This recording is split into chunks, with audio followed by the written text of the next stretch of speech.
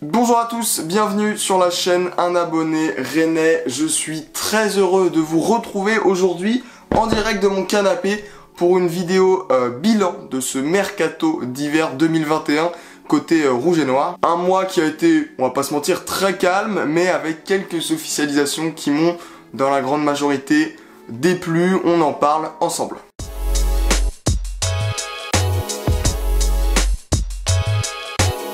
Commençons par le gros départ forcément de ce mercato, c'est le crack Georginio Rutter.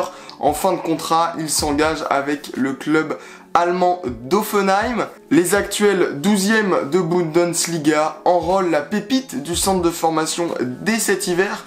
Pourtant, il pensait l'avoir à la fin de son contrat cet été. Le Stade Rennais devrait récupérer environ 1 million dans l'affaire et en plus, il y aura forcément des pourcentages à la revente avec l'Europe, etc.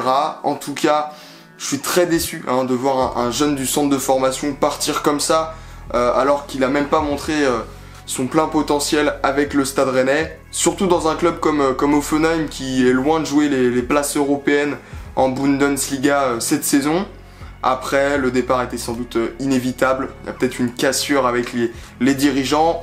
Et si on veut trouver un peu de positif, ça enlèvera une épine du pied à Stéphane pour le casse-tête offensif qui s'annonce. Et vous, je vais vous poser une petite question, répondez-moi en commentaire. Qu'en pensez-vous de ce départ? Est-ce qu'on a perdu gros ou c'est plutôt une bonne affaire? En tout cas, évidemment, on lui souhaite de réussir outre-Rhin avec Offenheim. Et ça y est, le transfert le plus pipeau de l'histoire a été attribué à Daniele Rugani. Voilà, on sentait que l'Italien courait derrière ce trophée. Arrivé de la Juventus en début de saison pour un prêt payant de 2 millions d'euros, il rompt son prêt et part dès cet hiver.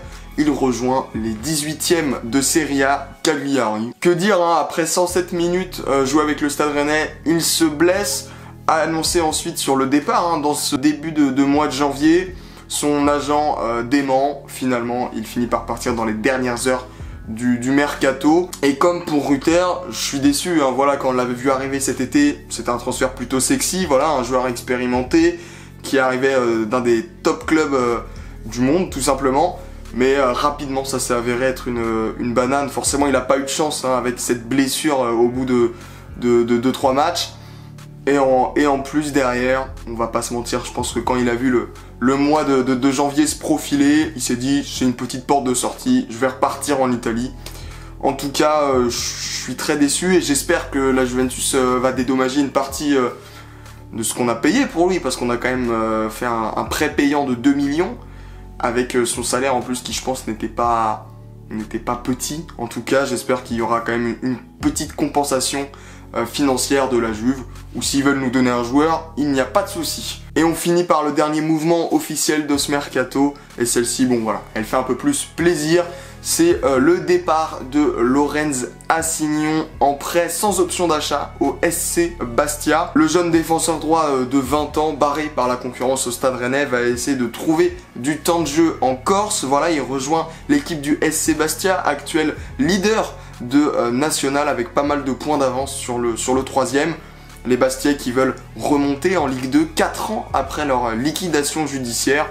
Bon bah voilà, ça peut être un projet sympa pour Lorenz Assignon, qui pourrait pourquoi pas gagner un trophée à la fin de cette saison. Et son départ permet aussi de fermer la porte à Sopi, qui avait pas mal de rumeurs qu'il l'envoyait vers Rome, vers Dortmund. Il n'en est rien, Brandon reste au club pour la saison prochaine. Les dirigeants rennais ont donc 6 mois pour convaincre la pépite Brandon Sopi de rester au Stade Rennais la saison prochaine. Maintenant qu'on a fait les officialisations, parlons des dernières rumeurs qui ont agité le mercato rennais. Et commençons dans le sens des arrivées avec, il y a une semaine, l'intérêt du Stade Rennais pour Jean-Paul Boetius. Selon Bild, le SRFC serait venu aux nouvelles pour essayer d'enrôler le numéro 10 de Mayence. Finalement, le transfert ne s'est pas fait, je ne sais même pas s'il y a eu une offre du Stade Rennais. En tout cas, c'est dommage parce que le profil de Jean-Paul Boetius aurait pu être intéressant. Attaquant polyvalent de 26 ans, il aurait pu autant dépanner en numéro 10 que sur le côté gauche. À part ça, Olvec a rapidement étouffé les rumeurs d'arrivée du côté du Stade Rennais. C'est dommage, je pense que vu nos derniers matchs et notre rendement offensif, on aurait pu avoir peut-être une arrivée, notamment en tant qu'ailier gauche, mais on va en parler dans le débrief général. Et au niveau des départs, M'Baye Niang nous a fait un superbe remake de son été dernier, annoncé sur le départ cet hiver, avec pas mal de clubs qui circulaient, notamment Al Saab, Beşiktaş ou encore la SSE qui étaient revenus aux nouvelles. Il y avait même, selon Téléfoot, un accord avec le Genoa pour un prêt avec option d'achat de 10 millions d'euros. Finalement, ça a capoté. En tout cas, M'Baye s'est bien amusé. Voilà, sur Instagram, à chaque rumeur, il mettait une photo de la ville en mettant je l'aime bien, nanana, avant de mettre là, 1 heure avant la fin de ce mercato, un Sekeda en story. Bref, du grand M'Baye. Je suis plutôt content parce que voilà, Niang, moi c'est un joueur que sportivement j'adore. Je pense qu'il a encore une carte à jouer, il peut encore nous apporter dans cette fin de saison, à condition qu'il passe devant Hunou dans la hiérarchie des buteurs. Et voilà, derrière Guirassy, il y aura peut-être du temps de jeu à gratter. Et on va finir par un petit brief des actus qu'on avait évoqués dans la première vidéo, en commençant par Yann Gboo. Voilà, la pépite du centre de formation ne sera finalement pas prêtée à Nîmes. Les Crocos expliquent ce couac par un manque de moyens.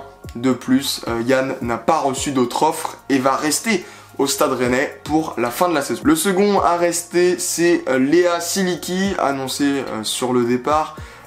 Il a refusé dans un premier temps Anderlecht en début de mercato. Ensuite, c'est le club de Sarr, Watford, qui était rentré dans la danse pour tenter de s'attacher les services du milieu de terrain. Et là, c'est Rennes qui a mis son veto. Et en toute fin de mercato, apparemment, Léa Siliki aurait refusé aussi une offre de Elche, un club espagnol.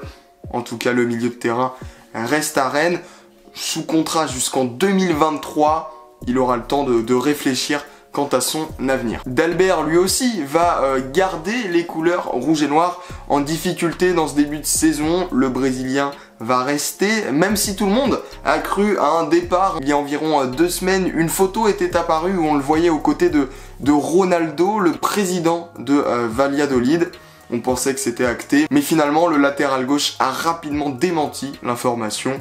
Voilà, Dalbert qui a été victime d'une fake news, mais qui sera du coup bien rennais pour la fin de la saison. L'homme en forme du moment côté Stade Rennais, Clément Grenier, va aussi rester dans la maison rouge et noire. Il décide donc d'honorer la fin de son contrat et rester jusqu'à cet été où il sera libre. Plusieurs clubs forcément sont intéressés par le milieu de terrain. Et terminons par un mot de Omari, le jeune défenseur centre du centre de formation ne partira pas cet hiver. On sait que Saint-Brieuc était venu aux nouvelles pour celui qui a signé pro l'année dernière. Voilà pour le bilan de ce mercato d'hiver 2021 côté Stade Rennais. Je suis très déçu, déjà il n'y a pas eu d'arrivée. Je pensais qu'il y en aurait une au moins pour l'attaque, parce que quand on voit notre rendement offensif, c'est quand même très moyen. Beaucoup parlaient d'un ailier gauche. Pour vous donner des nouvelles, je vous avais parlé dans la première vidéo de Demarai Gray, que je trouvais très intéressant, un ailier gauche anglais de 24 ans. Celui-ci est bien parti de Leicester et s'est engagé pour 2 millions d'euros à Leverkusen.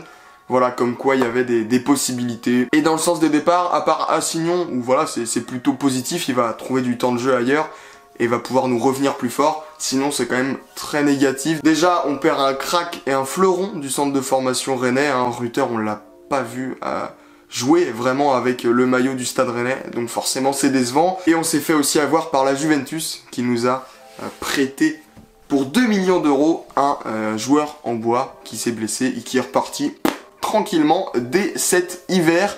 De plus, on n'a pas dégraissé tant que ça. Il nous reste toujours 4 joueurs au poste de buteur. Bon, après je pense que tactiquement Terrier va peut-être redescendre d'un cran avec le retour de Guirassy. En tout cas, il y aura un gros chantier l'été prochain, on va suivre ça. Mais avant, il y a une place européenne à aller chercher en championnat. Voilà, c'est fini pour aujourd'hui. N'hésitez pas à me dire en commentaire ce que vous avez pensé de ces transferts. Est-ce que selon vous, c'était un bon mois pour les Rouges et Noirs? En tout cas, nous, on se retrouve très vite sur la chaîne Un Abonné Rennais avec un débrief dès jeudi du match Rennes-Lorient de mercredi. Bonne journée à tous.